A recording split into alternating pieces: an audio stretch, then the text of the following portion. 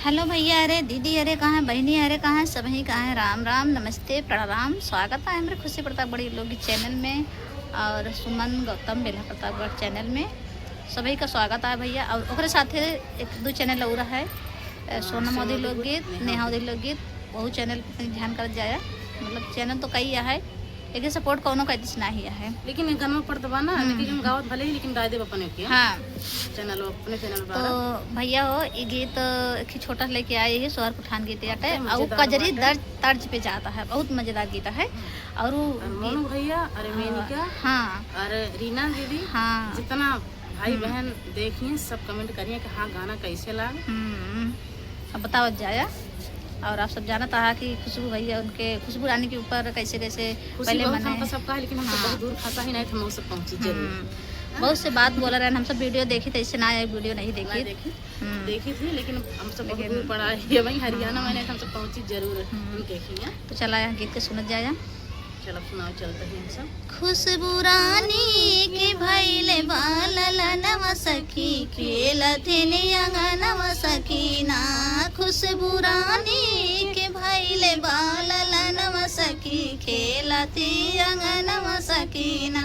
मोनू भैया के भैले बालला नव सखी खेलथि अंगनव सखीना।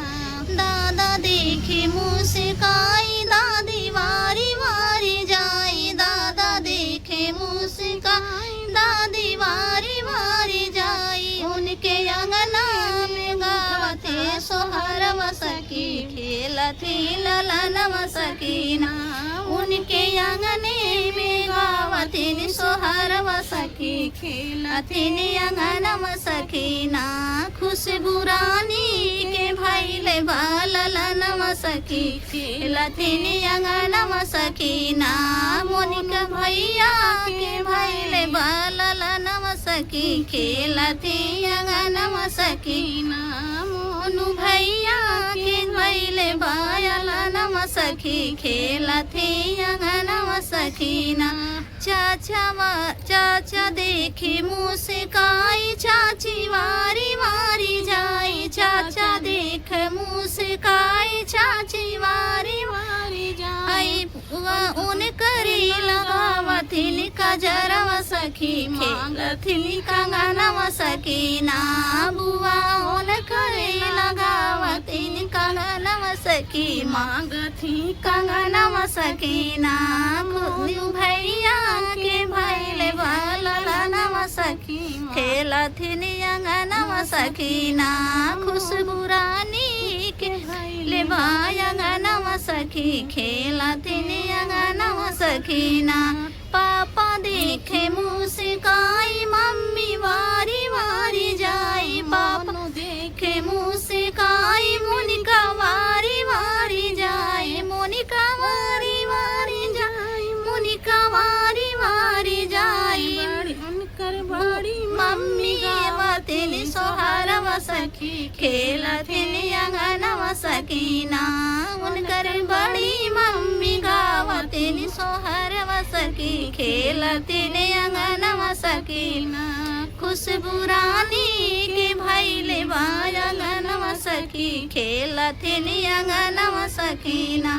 मोनू भैया के भैले बाललनव सखी खेलथिन अंगनव सकीना।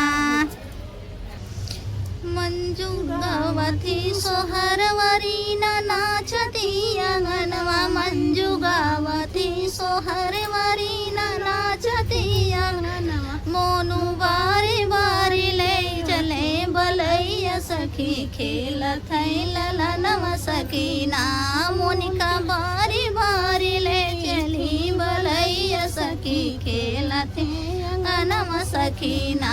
मोनू रैया के भैले बाललनव सखी खेलथि अंगनव सकीना।